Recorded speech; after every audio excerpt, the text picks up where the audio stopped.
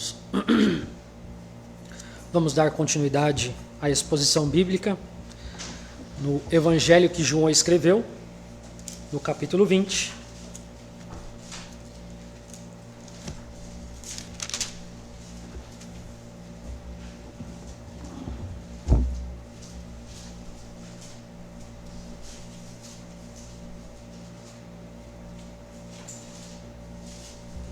Evangelho que João escreveu no capítulo 20, do verso 24 ao verso 31. Vai ser abordado a incredulidade de Tomé.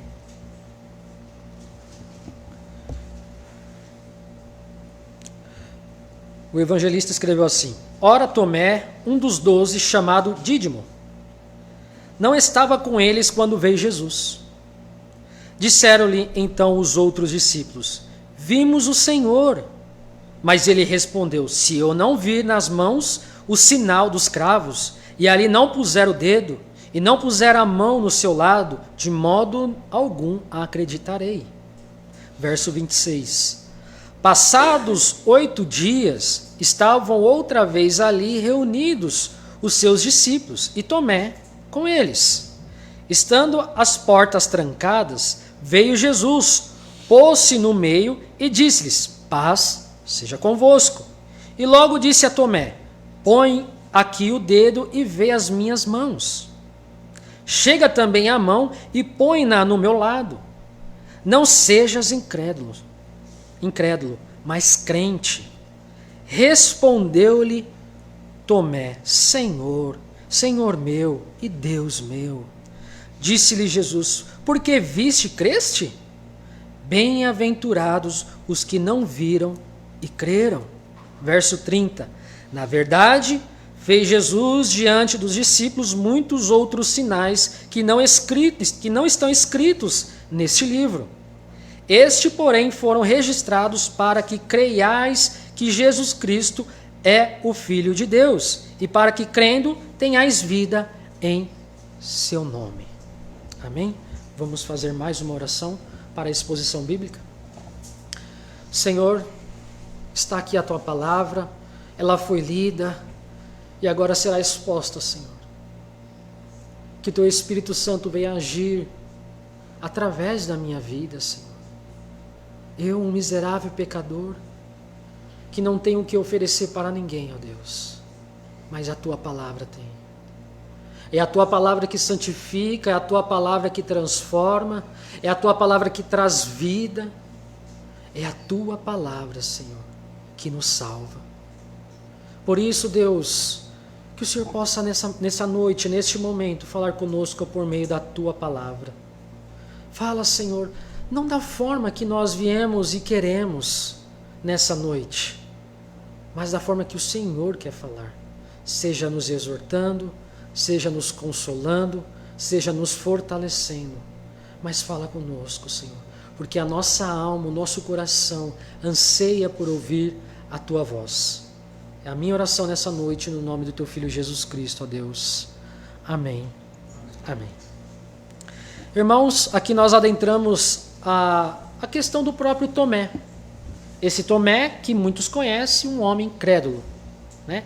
E quando a gente fala, quando alguém não tem fé, lá, ó Tomé, né? Sempre tem esse adjetivo aí, porque Tomé demonstra essa fé, ou essa falta de fé em Jesus Cristo. O Gessé expôs no domingo passado, quando Jesus ele aparece aos seus discípulos, porém o Tomé não estava ali dentre os apóstolos quando Jesus apareceu. Só que agora, em particular, João vai trazer o holofote aqui para Tomé, trazendo, agora nós vamos pensar e olhar para a vida de Tomé. Só que João não faz isso sem ter algo em mente, irmãos. Ele encaixou esse texto no local exato, porque se nós olharmos no verso 30, ele vai trazer o objetivo do Evangelho, que é fazer o que as pessoas crerem em Jesus. E Tomé, talvez, não fosse uma referência daqueles que cria realmente em Jesus, mas ele precisou de algo a mais para crer. E o que João está querendo demonstrar a vocês, não precisam ser como Tomé.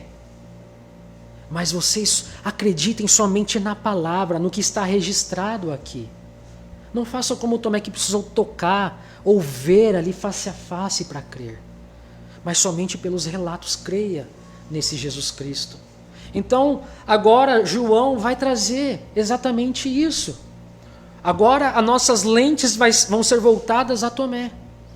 Esse apóstolo que não temos muito relatos de onde ele era, com quem ele é. Nós vamos ver alguns textos onde ele estava ali junto com os outros apóstolos, mas não uma historicidade da sua vida, da sua terra natal. Nós não temos isso relatado. Algumas literaturas fora das escrituras que trazem alguns relatos de quem era ele, mas é difícil a gente trazer uma certeza, né? São apenas especulações, mas nós vamos ficar somente com o que o texto está dizendo aqui nessa noite. Ok? Então vamos agora adentrar o texto e entender quem foi esse Tomé e como ele passou a crer em Jesus. E algo interessante, irmãos, é que Jesus, ele não é alguém egoísta. Ele não é alguém que não entende, não se compadece. Porque Jesus sabe trabalhar com cada um de nós. Com Pedro e com João, bastavam eles olhar o sepulcro lá vazio e eles passaram a crer.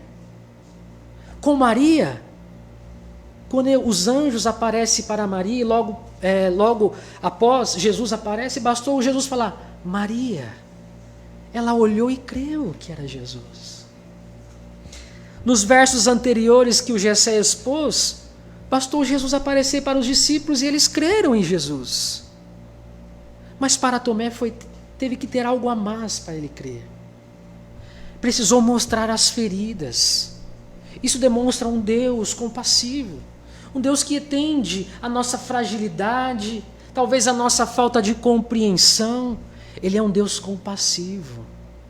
Um Deus que entende a nossa fraqueza, as nossas debilidades, a nossa fé minguada. Ele entende e ele se compadece. Por isso ele vai tratar cada um especificamente.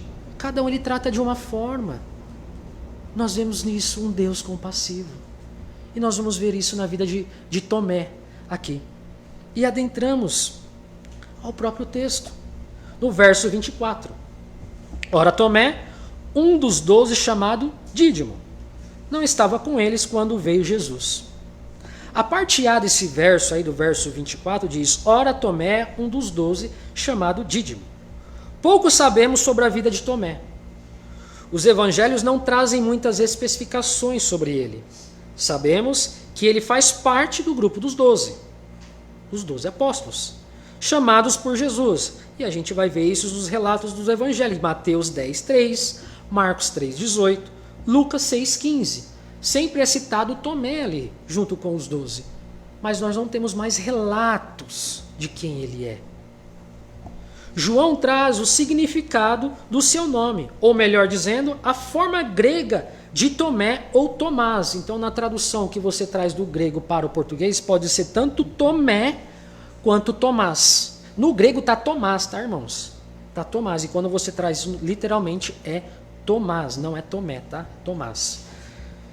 Que vem do aramaico, que é Talma, que significa gêmeo. Então, esse nome, Dídimo aí, significa gêmeo.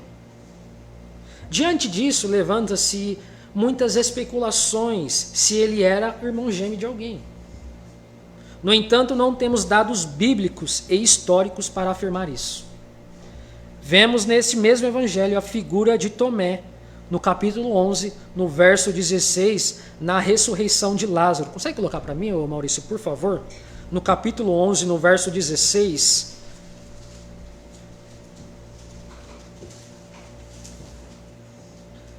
Então Tomé, chamado Dídimo, disse aos outros discípulos, vamos também para morrermos com ele. Que contraste, né?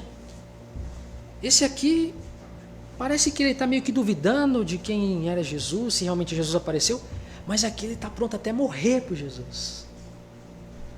Parece que é uma fé meia dúbia, né? Ora ele está crendo, ora ele não está crendo. Essa é a figura de Tomé.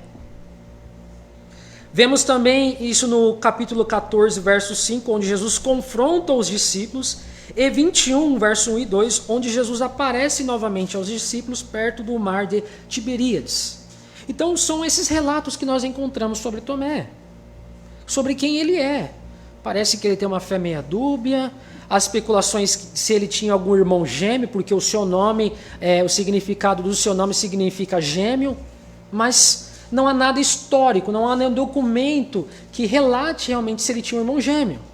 A única coisa que João faz é trazer isso, ó, é o Tomé chamado Dídimo, ou seja, gêmeo.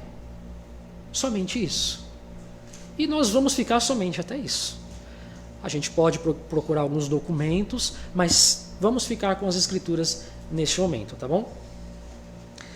No verso 24, no mesmo verso, a parte B, diz: não estava com eles quando veio Jesus.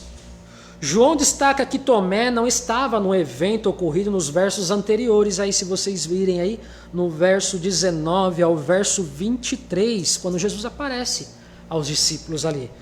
Tomé não está entre esses. Ao dizer um dos 12, ele está ressaltando que ele fazia parte do grupo dos discípulos. Porém, não estava junto com eles na aparição de Jesus aos seus discípulos. O evangelista não relata o motivo dele não estar com os outros apóstolos. Talvez por estar deprimido, desolado pela morte de Jesus. Não sabemos. Então, o evangelista somente diz que ele não estava junto com os outros apóstolos quando Jesus apareceu a primeira vez para os discípulos ali. Mas não fala o porquê. Por que Tomé não estava? Algumas especulações de alguns teólogos que vai dizer que Tomé estava um tanto deprimido, porque Jesus morreu, e aí? E agora? O que vai ser de nós? Talvez ele estivesse em um estado de depressão, não sei. Talvez pensando, e agora? O que vai ser de nós? Aquele que estava guiando o nosso ministério, estava nos instruindo, agora foi embora e nós ficamos aqui. Talvez ele estivesse deprimido. Talvez um tanto quanto angustiado com o que estava acontecendo, não entendendo muito bem. Esse é Tomé. Com uma fé tanto dúbia, fraca, mas que Jesus tem um relacionamento e ele tem algo particular com esse Tomé. Por mais dessa fraqueza de Tomé, Jesus quer tratar a fé dele. Quer tratar, quer cuidar dele também. E assim somos cada um de nós. Talvez você entrou aqui sem fé nenhuma, mas Jesus também se compadece de você. Talvez você entrou aqui com tantas dúvidas. Mas será? Mas será que é realmente isso? Será que eu sou salvo? Mas será que Jesus realmente é esse Senhor? Ele é Deus? Talvez tantas especulações. Mas Jesus também se compadece de você. Como se compadeceu de Tomé. Um homem que foi chamado para ser apóstolo, que nos versos aí no capítulo 11, ele está disposto a morrer por Jesus, mas nesse momento ele parece fraco, desanimado. A fé está quase se apagando ali. Mas Jesus se compadece. Jesus se compadece dos seus irmãos. Ele jamais desampara os seus. Ele se compadece de cada um dos seus filhos. Isso nós temos que crer e descansar que Ele se compadece de nós também. Talvez você pense, poxa, mas o irmão lá tem mais fé que eu. Nossa, mas o irmão lá tem mais sabedoria que eu. E eu? E eu? Saiba que Jesus também se compadece de você. O mais fraco, o mais frágil, como foi com Tomé. Jesus se compadece, Ele é um Deus amoroso. No verso 25 ele diz: disseram-lhe então os outros discípulos: vimos o Senhor. Mas ele respondeu: se eu não vir nas suas mãos o sinal dos cravos, e ali não puser o meu dedo, e não puser a mão no seu lado, de modo algum acreditarei. Olha, o Tomé, todo incrédulo, agora tomou uma atitude. Só vou crer se eu tocar. Ele coloca algumas prescrições. Eu só vou passar a crer que realmente ele apareceu para vocês se eu tocar nele. Eu preciso ver, tocar, saber se realmente é o corpo dele. Eu preciso ver se as feridas realmente condiz com os pregos. Eu preciso tocar. E a parte A desse verso diz, disseram-lhe então os outros discípulos, vimos o Senhor. E a palavra aí, disseram-lhe, no grego significa falar com ênfase no conteúdo. Ou seja, o que leva a entender é que os discípulos talvez correram. Foram alegres. E chegaram em Tomé. Tomé, Jesus apareceu para nós. Nós vimos ele. Todos ali alegres, porque viu Jesus. A comprovação da fé deles estava ali. Ele apareceu para os seus discípulos, conforme relatado nos versos anteriores. Então eles foram entusiasmados. Olha, Jesus apareceu para nós. Tomé. E por que para Tomé, né? Talvez os discípulos já tinham essa percepção. Ih, Tomé, ele é meio... Tem hora que crê, tem hora que não crê. Então eles vão rapidamente falar para Tomé. Ó, Tomé, creia. Sai dessa vida aí abatida, desse pensamento seu aí. Jesus apareceu para nós. Nós vimos ele. Ele morreu sim, mas ele ressuscitou. Isso comprova que nós cremos na pessoa certa. Mas Tomé não. Tomé, ele é incrédulo ainda nisso. A sua fé talvez esteja ainda tanto quanto pequena, se iniciando. Talvez ali uma pequena fagulha de fé ainda. Esse verbo aí está no modo indicativo, ou seja, é uma certeza que eles viram Jesus. Não foi algo tirado da cabeça deles. Realmente eles viram Jesus. Foi uma aparição para eles. Jesus apareceu para eles ali. Muito provavelmente eles foram alegres, entusiasmados para contar a Tomé a novidade, pois provavelmente ele estava desanimado e tal notícia poderia trazer alegria. Conforme eu já disse, Tomé estava triste, talvez, deprimido. Então os discípulos, vamos falar com Tomé. Vamos lá correr falar com ele, porque nós vimos Jesus e isso vai fortalecer Tomé. Então eles foram alegres. Uma palavra que vale também destacar é Senhor aqui. Eles viram o Senhor. É isso que ele diz para Tomé. Nós vimos o Senhor. Essa palavra no grego é Kyrios, que significa Senhor. Mas não simplesmente Senhor, mas aquele que governa a humanidade. João, ao usar essa palavra, está destacando a divindade do próprio Cristo, que sendo Deus, morreu, mas ressuscitou. Então, o João aqui ele faz esse destaque nas palavras dos discípulos, porque os discípulos realmente viram não qualquer homem, não foi qualquer um, mas foi o Senhor sobre todas as coisas, aquele que governa tudo. Com isso ele dá um enfoque o quê? Aquele que apareceu realmente era o Filho de Deus. Ele morreu. Sim, ele morreu, mas ao terceiro dia ele ressuscitou e ele continua governando sobre tudo e sobre todos. Por isso esse enfoque no Senhor aqui, Kyrios, Senhor que governa todas as coisas. Então ao chegar a Tomé, nós vimos o Senhor. Não, você não está entendendo. É Jesus mesmo. Aquele descrito lá. Aquele falado nas Escrituras, não é qualquer Jesus, não é qualquer pessoa, foi Jesus que apareceu para nós, o próprio Deus apareceu para nós. Mas Tomé não acredita. Por mais que usem os termos certos, a empolgação certa, Tomé ainda dá uma titubeada ao crer nos relatos dos próprios discípulos. Na parte B desse verso 25 diz, mas ele respondeu, olha a resposta de Tomé. Se eu não vir nas suas mãos o sinal dos cravos, e ali não puser o meu dedo, e não puser a mão no seu lado, de modo algum acreditarei. Ou seja, foi um balde de água fria, né? Os discípulos empolgados, os discípulos, não, Jesus apareceu para nós, e aí eu, Tomé, ok, mas eu preciso ver, eu preciso tocar. Eu preciso ver se realmente as feridas condiz com o que ele sofreu. trazendo um balde de água fria na questão dos discípulos, na empolgação dos discípulos. Foi uma resposta tanto quanto seca.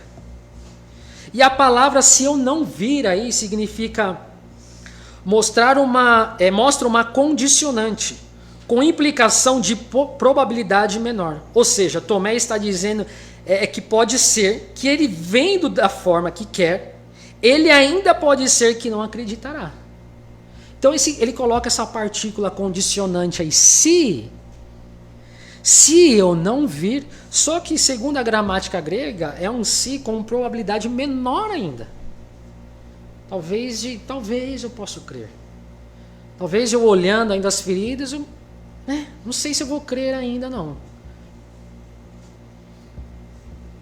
O verbo "vir" significa notar. Se vocês olharem aí, se eu não vir. O verbo "vir" aí significa notar, dar atenção. Ou seja, Tomé não queria só ver. Tomé queria tocar as feridas de Jesus. Não bastava só ver, ele queria constatar, realmente é. Deixa eu ver as feridas. Deixa eu ver se realmente onde ele foi ferido é o lado que os soldados feriu ele realmente. Tomé queria comprovar realmente se era o próprio Jesus Cristo. Ou seja, olhar bem as mãos, olhar bem o sinal dos cravos, e o que ratificar mais isso é que ele quer pôr o dedo. Porque ele vai falar isso, eu quero pôr o dedo. Eu quero pôr o dedo nas feridas. Não bastava só ver, ele quer pôr a mão. Tomé estabelece dois testes para acreditar se era verdade ou não. A primeira é visual. Ele diz, ele queria ver com seus próprios olhos a ferida. Esse é o primeiro sinal. Um sinal visual, eu quero ver. O segundo é o tato. Ele não queria simplesmente ver, mas tocar, sentir com as suas próprias mãos. Então são dois destaques aqui que o texto traz. Ele queria uma prova visual e uma prova de tato. Ele queria ver as feridas de Jesus e ele queria tocar nas feridas de Jesus. Não bastava o testemunho dos outros discípulos que viram Jesus. Ele precisava comprovar. Era necessário algo tangível. Tomé parece muito conosco. Parece muito com a igreja atual. Tomé parece que ele não se lembra, ou ele não traz à memória aquilo que Jesus havia pregando para eles. Havia ensinando a eles. Tomé precisava de algo mais. Ele precisava ver. Ele precisava tocar. E parece muito com a nossa cristandade hoje. A cristandade hoje não acredita ou não se contenta somente com as Escrituras.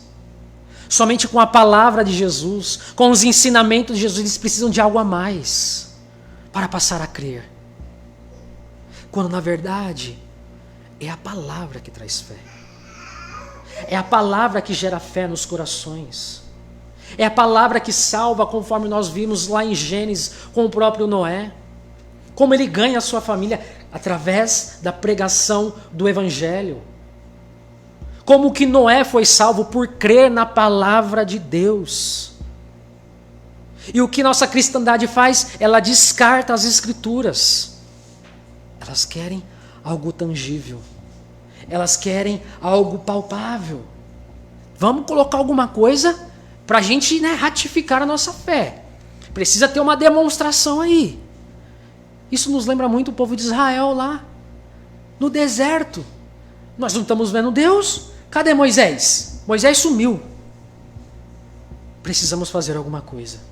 Vamos construir algo para que represente o nosso Deus. É isso que está acontecendo no nosso meio. Ou na nossa cristandade atual. Precisa de algo tangível.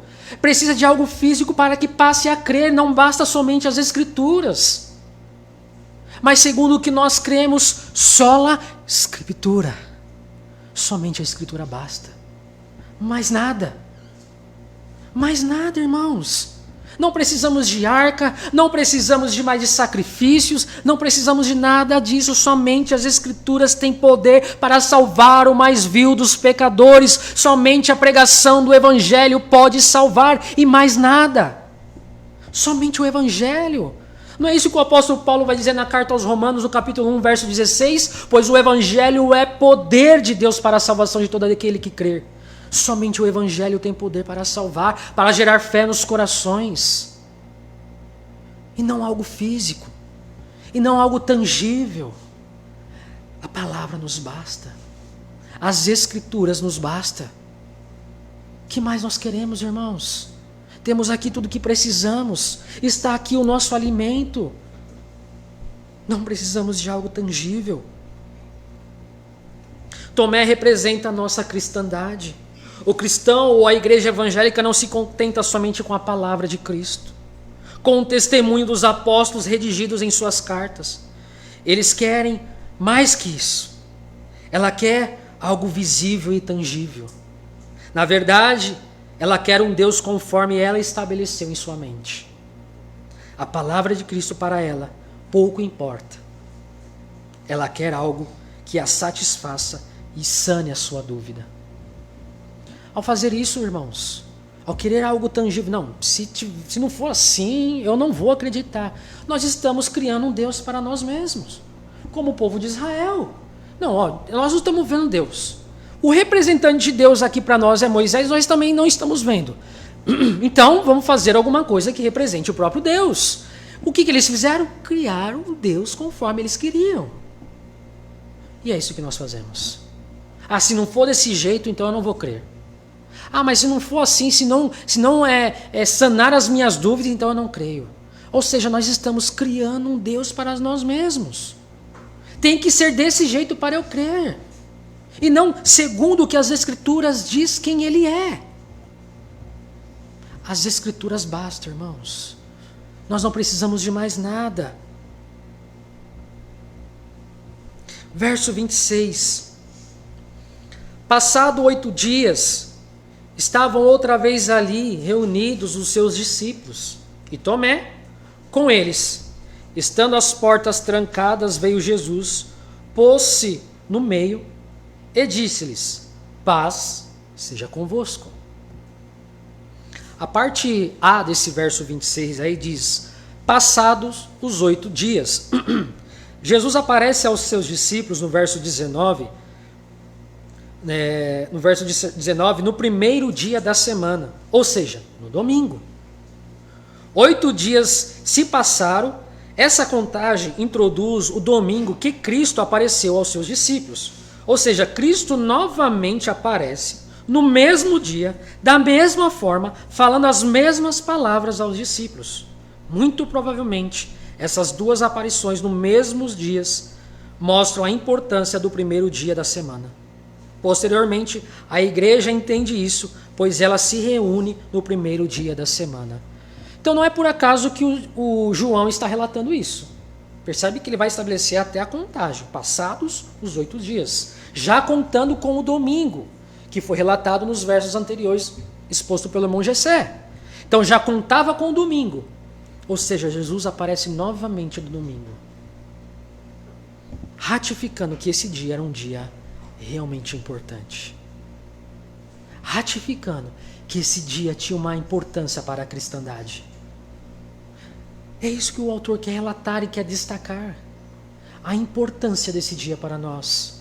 E nós vemos nos relatos dos apóstolos, nas suas epístolas, os cristãos agora se reunindo aos domingos. Então, não foi abolido o descanso do 7º dia. Somente foi trocado do sábado para o domingo. Jesus ressuscitou no domingo e apareceu no domingo aos seus discípulos. Por isso nós guardamos o domingo.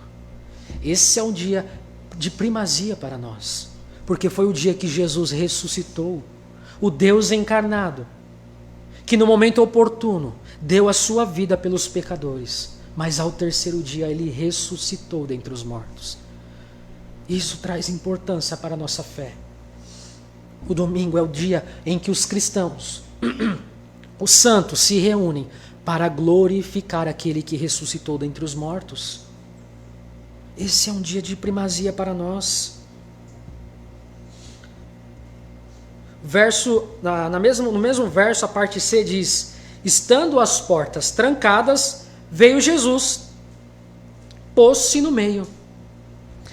João faz questão de ressaltar que as portas estavam fechadas novamente, mas que mesmo estando fechadas, Jesus depôs dentre eles, destacando novamente a sua divindade. Então, ao destacar isso, Jesus aparece novamente para os seus discípulos e novamente a porta estava trancada. O que ele está mostrando? A divindade de Cristo. Que esse não era qualquer Cristo, porque havia se levantado vários Cristos nas épocas dos evangelhos. Mas esse não. Esse é o próprio Cristo, o Filho de Deus. Pois ele não precisou nem abrir a porta para entrar. Ele ultrapassou a porta, destacando a sua divindade. O verbo pôs-se significa se colocar de pé e estar de pé. Talvez, irmãos, a imagem que os discípulos em suas mentes é a do Cristo morto.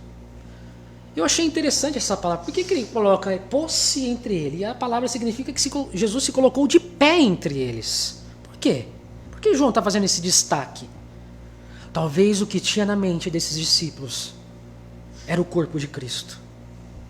Talvez era um Cristo morto. Talvez a imagem que eles guardaram era de Jesus lá no túmulo. Mas Jesus agora, a segunda vez, aparece para eles em pé, mostrando que ele reina, ele vive. Esse é o destaque de João. E olha que interessante, o verbo pôs-se aí está no auristo. Ele vive eternamente. A imagem que eles tinham era de um Deus morto. Mas esse Jesus ressuscitou e vive eternamente. Esse é o Jesus das Escrituras. Por isso o verbo no auristo. Sem tempo determinado. A imagem que os discípulos deveriam ter. Por isso Jesus aparece duas vezes e é ratificado que Jesus pôs-se entre eles. Ou seja, em pé entre eles. Mostrando o quê? Trazendo a ideia de que, para que aquilo que eles tinham, a imagem dele como morto, como o corpo dele sendo levado até o túmulo, agora sejam esquecidos. E a imagem que eles têm é de um Deus ressurreto, que está em pé, reinando sobre tudo e sobre todos. Essa é a imagem que Jesus quer cravar na mente dos discípulos. Um Jesus que está vivo, que reina. Por isso pôs-se de pé entre eles. Essa é a imagem que os discípulos deveriam gravar. Jesus está vivo. Ele está em pé. Ele reina. Talvez a imagem que eles tinham do seu corpo sendo levado ao sepulcro e lá permanecido. Ao se pôr de pé no meio deles duas vezes, Jesus quer que a visão que agora eles tenham é dele ressurreto. Não morto, mas vivo. Não mais deitado, mas em pé como um vitorioso. As duas naturezas divina e humana também são destacadas aqui, pois ele é alguém que pode ser visto e tocado, mas também que ultrapassa paredes, que aparece e desaparece. Aqui é destacada as duas naturezas de Cristo. Como? Tomé podia tocar. Eles poderiam ver Jesus, as feridas de Jesus. Mas destaca a divindade. Ele se pôs entre eles. Não, ninguém colocou ele. Ele se pôs, o verbo está no ativo. Ele se pôs entre eles. Entende? As duas divindades de Cristo. João está destacando esse Cristo que apareceu é o Filho de Deus. Realmente é o Deus encarnado, é Ele, o Cristo. Prometido lá no Antigo Testamento é Ele. E a imagem que temos que ter dele é de um Cristo ressurreto. Um Deus que reina sobre todos e para sempre.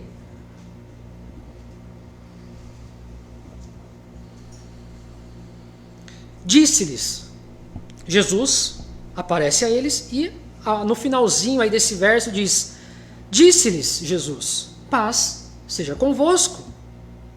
Novamente Jesus os saúdam com paz seja convosco. Ou literalmente que Deus os conduzam em paz. Os discípulos estavam um pouco conturbados de tudo que estava acontecendo. Muita novidade. Jesus morreu, Jesus ressuscitou, não ressuscitou, alguns viram, outros não viram. Será que é? Será que não é? Coração aflito. Mas Jesus novamente aparece, paz seja convosco. Ou Deus encaminhe vocês em paz. É somente em Cristo, irmãos, que encontramos a verdadeira paz. Os discípulos ainda estavam com medo, com muitas dúvidas do que aconteceria. Mas Cristo lhes deseja a paz. Embora o mundo nos pressione, irmãos, embora a luta contra o pecado seja ferrenha, trazendo-os a um esgotamento, a presença de Cristo nos traz paz. Ele não nos tira do sofrimento, mas está no sofrimento. E na palavra de Cristo, é na palavra de Cristo que encontramos a paz. Paz seja convosco. Aquele turbilhão de emoções, e as palavras de José, estejam em paz, que Deus o caminhe em paz vocês. E assim somos nós. Quantas coisas acontecendo em nossas vidas, mudança na política, mudança na economia, e a palavra de Jesus é, paz seja convosco, que Deus os conduza em paz. E conduzir em paz, irmãos, não é tirar você do sofrimento, é conduzir você no sofrimento em paz. Essa é a verdadeira paz que Paulo vai falar, que excede todo o conhecimento. Essa é a paz verdadeira, em que no meio de tudo que nós estamos vivendo, seja as tribulações, seja a nossa luta constante contra o pecado, nós estamos em paz. Porque Cristo estabeleceu a paz de nós para com Deus. E se nós estamos em paz para com Deus, tudo vai bem, no sentido de nós vamos felizes, alegres, caminhamos, continuamos a viver. A vida do crente parece uma grande loucura. O cabra está sofrendo, mas está rindo. Está passando perseguições, mas ele está feliz. O próprio Tiago vai dizer, meus irmãos, estejam alegres, estejam felizes, satisfeitos por passar por várias tribulações. Parece uma loucura, é um bando de masoquista que gosta de sofrer. Não! Mas é que no sofrimento nós encontramos a paz de Cristo. Talvez o que você precisa hoje é paz. E Cristo te dá a paz. Não a paz para com os homens, porque a nossa alma deseja não a paz para com os homens, mas a paz para com Deus. Esse é o conflito de todo homem, a paz para com Deus. As grandes teorias da psicologia é que o homem vive num tempo em que ele não sabe mais para que vive, um turbilhão de emoções, crise existencial, depressão. É a geração mais depressiva. Mas o que a nossa alma anseia, irmãos, é estar em paz com Deus. Na verdade, as pessoas querem camuflar o pecado. Eu não estou dizendo que depressão é pecado, tá, irmãos? Vamos deixar claro isso aqui. Mas nós vivemos uma crise existencial. As pessoas já não sabem para que existem, para onde vão. E a filosofia, com o intuito de responder essas perguntas, ela nasce. Para que o homem existe? Qual o intuito de nós estarmos aqui nessa terra? Por que as coisas foram criadas? E isso traz o quê? Crise em nosso coração. Porque a filosofia, no seu início, ela descarta a Deus. Ou ela tenta descartar a Deus. Mas quando nós descartamos Deus, nós perdemos a nossa identidade. E o que as pessoas aí fora necessitam é a paz para com Deus. O conflito da humanidade está na paz para com Deus. O pecado tem sido camuflado, irmãos. E nós precisamos pregar o Evangelho, pois eles precisam se arrepender e estar em paz com Deus por meio do sangue de Jesus Cristo. Essa é a paz para com Deus. Verso 27. E logo disse a Tomé: põe aqui o dedo e vê as minhas mãos. Chega também a mão e põe-na no meu lado. Não sejas incrédulo, mas crente. Imediatamente Jesus se dirige a Tomé. Jesus aparece ali para os seus discípulos, mas o foco de Jesus era Tomé. Então ele já se direciona a Tomé. Jesus amorosamente, pacientemente responde aos critérios de Tomé. Lembra que Tomé começou a trazer critérios? Eu preciso tocar, eu preciso ver, eu preciso palpar. Jesus responde aos critérios dele. E nisso nós destacamos a própria paciência e o amor de Jesus Cristo. Porque Jesus podia falar: você não quer crer, meu filho? Não posso fazer nada. Mas Jesus se compadece de Tomé. E o primeiro critério que Jesus responde é: lembra lá que Tomé vai dizer? Se eu não vir em sua mão o sinal dos cravos. Esse é o primeiro critério que ele coloca. Eu preciso colocar a mão na ferida, na marca lá dos cravos. Eu preciso. E Jesus vem e responde: vê as minhas mãos. Está aqui. O primeiro critério está respondido. Olha aqui a minha mão. É isso que você quer? Está aqui. O segundo critério que o próprio Tomé estabelece e ali não puser as mãos. É isso que ele vai colocar nos versos anteriores lá. Se ali eu não puser as minhas mãos. E Jesus vai comprovar também isso. E ele diz, o próprio Jesus vai dizer: põe aqui o dedo. Segunda questão respondida. Percebe que o próprio Jesus vai se compadecendo e respondendo? A segunda questão era pôr a mão. E Jesus vem e diz: então põe a mão. Põe o dedo, é isso que você quer? Está aqui. O terceiro e último critério é: eu não puser a mão ao seu lado, ou se eu não puser a mão do seu lado. Jesus também comprova isso, ou responde esse critério. Jesus ele diz aí: chega também a mão e põe no meu lado. Terceira e última questão que Tomé estabelece para crer em Jesus. Jesus responde tudo. Cada critério. Pacientemente, amorosamente. É isso que você quer? Tocar? Está aqui. Você quer ver? Toma, vê. Com isso nós tiramos duas lições. Jesus tem uma tratativa diferente com cada um de nós, conforme eu já destaquei no início. A Pedro e a João, nos versos 1 a 8, bastou não ver mais o corpo no sepulcro para eles crerem. A Maria, no verso 15 e 16, Jesus só pronunciou uma palavra: Maria. Isso bastou para que ela cresce. Aos demais apóstolos, nos versos 19 ao verso 20, bastou ele aparecer a eles. E a Tomé, Jesus respondeu seus questionamentos mostrando suas feridas. É um Jesus compassivo.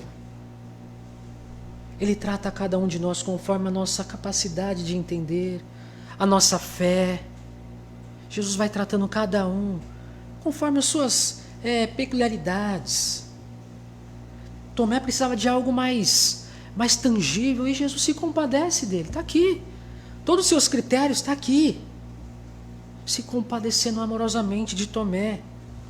O segundo destaque que eu faço é: Jesus tem resposta para as nossas dúvidas. Jesus respondeu cada questionamento de Tomé. Buscamos respostas, irmãos, em tantas coisas, em tantas pessoas. Mas somente Cristo é a resposta que precisamos. Jesus responde todos os critérios de Tomé. Jesus é a resposta para tudo que nós temos ou que temos como conflito em nossa alma. Jesus é a resposta. Jesus é a resposta para as pessoas de fora que vivem em um conflito, em uma crise existencial. Cristo é a resposta. E Ele compassivamente Ele responde cada uma delas. Cristo é a resposta para as nossas dúvidas. Qual é a sua dúvida existencial? Olhe para Jesus Cristo. Olhe para a sua obra. Olhe para o Evangelho. Lá está a resposta para as suas dúvidas existenciais. Verso 28. Respondeu-lhe Tomé: Senhor meu e Deus meu. Mudou agora. Você viu? Já mudou. Antes ele queria tocar. Não, eu quero tocar. E tem até hinos. Eu quero tocar manto, eu quero tocar orla, eu quero tocar tudo. Mas não quer voltar às escrituras, ninguém quer. Mas mudou aqui Tomé. A atitude de Tomé mudou. E você percebe? Tomé ele não tocou. Ele não tocou as feridas. Jesus mostrou, mas ele não foi lá. Então deixa eu comprovar. Não. Jesus mostrou. Isso bastou. As palavras e o próprio Jesus aparecendo para ele, bastou. Tomé passa de incrédulo a crente. Aqui nessa confissão ratifica também a deidade de Cristo. Ou seja, Senhor no grego aí é governador, alguém que manda. Então, ao trazer essa confissão, a primeira coisa que ele estabelece é Senhor meu. E olha o que significa? É governador, alguém que manda. Que Tomé está dizendo: o Senhor que dirige a minha vida, o Senhor que controla a minha vida, o Senhor que me conduz em tudo. E Deus aí, Deus meu, no grego é Theos, é o ser sobrenatural, criador, sustentador do universo. Cristo é o próprio Deus. Essa confissão de Tomé traz novamente, ratifica quem Cristo é. O Senhor que governa tudo, mas o Criador do universo. Tomé compreende que aquele que estava diante dele não era qualquer um. Era o Criador de todas as coisas. Era o Deus que criou todas as coisas por meio da palavra. Ele é a própria palavra ali dita no início em Gênesis. É isso que Tomé está confessando. O Senhor é governador de tudo, da história. Mas o Senhor também é Criador. Traz novamente a deidade ou as duas naturezas de Cristo aqui. As duas formas de Cristo de Senhor e também Deus. Perceba que João está sempre ratificando isso. Porque nós vamos entender nos versos 30 e 31 qual é o objetivo dele. Verso 29. Disse-lhe Jesus: porque me viste, creste? Bem-aventurados os que não viram e creram. Não havia nada de errado com as palavras de confissão de Tomé. Mas havia algo de errado o modo como ele chegou a esse nível de fé. Então, ao olhar para Jesus e ao ver as feridas de Jesus, ele faz essa pronúncia, essa profissão de fé. Senhor meu e Deus meu. Não há nada de errado nessa confissão. O que está errado é a forma que ele chegou, ou como ele chegou nessa confissão. Ele precisava ver. Não, eu preciso comprovar se realmente é Deus, é Jesus. Eu preciso ver as suas feridas. Eu preciso ver as marcas. Para o benefício daqueles que viriam a crer neles nos anos... Ele deveria ter crido mesmo sem ver. Por isso que Jesus o exorta. Você só está crendo porque você está vendo. Então é uma exortação a Tomé. Ele deveria ter crido mesmo sem ver. Para o benefício daqueles que viriam a crer nele nos anos que seguiriam. Jesus então diz: bem-aventurados são aqueles que, embora não vendo, creem. Fé que resulta de ver é boa, mas fé que resulta de ouvir é mais excelente. Essa é a lição clara de todas as Escrituras. Eu vou repetir. Fé que é o resultado de ver é boa. Mas fé que resulta de ouvir é mais excelente. Entende? Tomé precisava ver aquilo. Mas uma fé realmente genuína, verdadeira, basta somente ouvir. Porque é assim que vem a fé verdadeira. O ouvir o quê? A pregação do Evangelho. Essa é a verdadeira fé. E o que as pessoas buscam sempre em Deus é o quê? Não, eu preciso de um milagre para passar a crer em Jesus. Isso vai me trazer a fé em Deus. Quando na verdade o próprio MacArthur vai dizer que isso é uma fé espúria. Porque depende sempre de um milagre para essa fé estar viva. Se não tiver milagre, não tem fé. Mas uma fé genuína é gerada pela palavra. É gerada pela pregação do Evangelho. Essa é a genuína fé. Por isso Jesus exorta Tomé. O modo que você chegou nessa confissão aí está errado. Basta você crer no que eu estou dizendo, ou nos relatos, ou naquilo que eu já disse a vocês, quando eu estava entre vocês. Isso basta. A fé genuína vem por meio da pregação das palavras de Cristo. Essa é a fé genuína. Por isso, deem atenção às Escrituras. Ah, mas eu não tenho fé, mas você não lê a Bíblia. Ah, mas eu estou fraco, mas você não lê a Bíblia. Como que você quer fortalecer-se? Como que você quer ter fé se você não lê as Escrituras, você não vê os relatos, as palavras de Cristo? Mas você não vê a igreja para ouvir a pregação do Evangelho. E ainda diz, mas eu estou fraco. Mas por quê? A sua Bíblia está fechada. A fé vem pelas Escrituras, irmãos. Pela pregação do Evangelho. É somente assim que nós somos salvos. Por isso, Jesus dá um tapa com as palavras em Tomé. Você chegou a essa confissão, mas é melhor crer nos relatos, nas Escrituras, nas palavras já proferidas. É assim que vem a verdadeira fé. E assim nós chegamos ao final, que é o verso 30 e 31. Que diz, na verdade fez Jesus, diante dos seus discípulos, muitos outros sinais que não estão escritos nesses livros. Estes, porém, foram registrados para que creiais que Jesus é o Cristo, o Filho de Deus, e para que crendo tenhais vida em seu nome.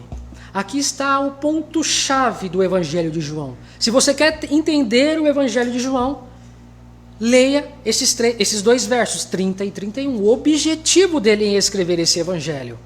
Se vocês pegarem livros que vai trazer sobre o objetivo dos evangelhos, as introduções aos evangelhos, livros que vai trabalhar em introdução bíblica, eles vão tratar exatamente sobre esse texto, porque esse é o objetivo do autor, levar as pessoas a crer em Jesus, crer que Ele é o Filho de Deus.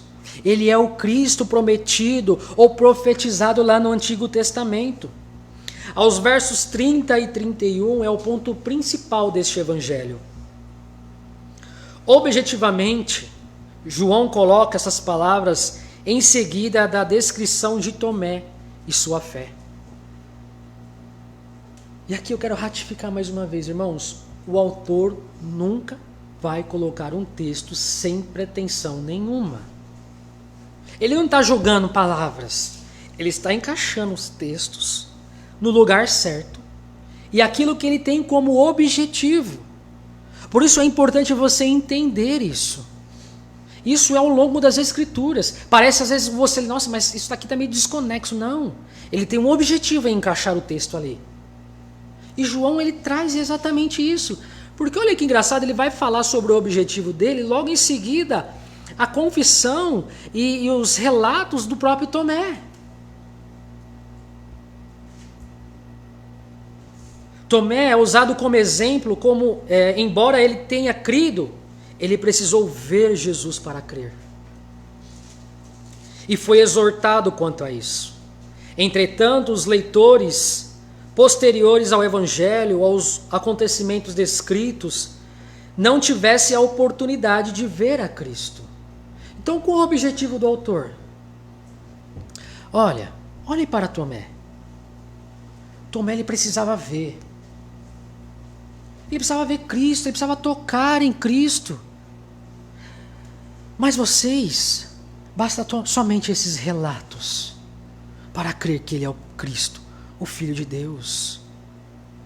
Os cristãos posteriores não teriam oportunidade de ver a Cristo, mas bastava eles crerem no relato bíblico. Bastavam eles crer nas Escrituras.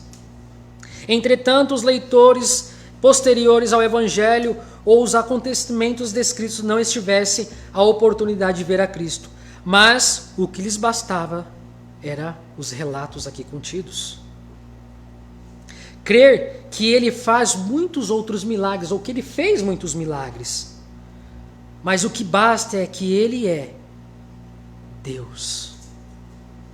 Ele é o Deus homem. Isso basta. Isso basta. Não precisamos se apegar a milagres, mas só os relatos do que ele já fez. E que, segundo João, tem muito mais que Jesus fez. Tem muito mais. Mas o que importa não são os milagres, mas a própria pessoa que realizou esses milagres. É isso que João está trazendo. Olhe para aquele que fez os milagres e não para os milagres. Esse é o meu objetivo com esses escritos. Olhem para Jesus. Creiam em Jesus, não creiam em milagres, não precisem ver para crer, mas somente o que está relatado creia que Ele é o Filho de Deus. E isso vale para nós. Não precisamos de mais nada, irmãos. As pessoas estão criando tantas coisas para que as pessoas venham a crer. Vocês conversam com os pastores, eu converso com os pastores, eles criam tantas coisas, é campanha de não sei o que, é campanha das portas abertas, é campanha da unção, é tanta coisa, irmãos, mas o que nos basta é crer em Jesus Cristo. Para sermos salvos é isso que basta. Esqueça milagres, milagres não salvam ninguém, o que salva é crer em Jesus Cristo. Esse é o objetivo de João. Creia em Jesus Cristo. Ele foi o autor desses milagres, sim, mas creia nele, não nos milagres. Creia em Jesus, irmãos.